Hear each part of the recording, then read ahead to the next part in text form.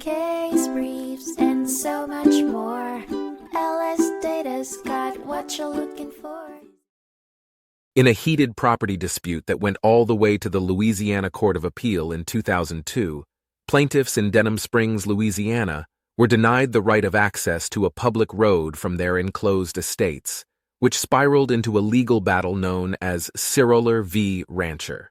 Their dispute centered around the controversial question of whether adjacent landowners are legally compelled to provide access through their property, a notion firmly resisted by the defendants following the precedential Stuckey v. Collins case. The plaintiffs, however, took umbrage at this limitation, arguing for a legal right to pass through neighboring property rather than simply a free one.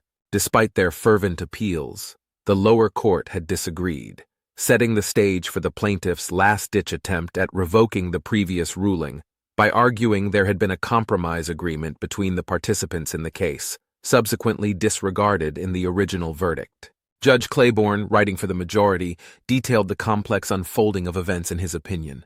The saga involved the ranchers, who owned a sizable plot next to the plaintiff's property, intending to sell most of their land while simultaneously requesting that adjacent property owners, including the plaintiffs, share in the road-building costs for the area's subdivision.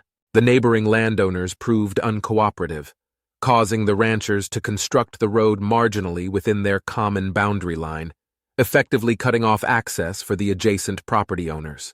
Thereafter, the ranchers ceded the road to Livingston Parish for public use, but retained a strip of land separating the road from the neighboring properties. The court's final verdict did not favor the plaintiffs. It asserted no right of passage existed over the neighboring property to Rancher Drive, and squashed claims of any valid agreement between the parties. Echoing the lower court's judgment, the costs of this hard-fought appeal were assigned to the disappointed plaintiffs. Case briefs, and so much more.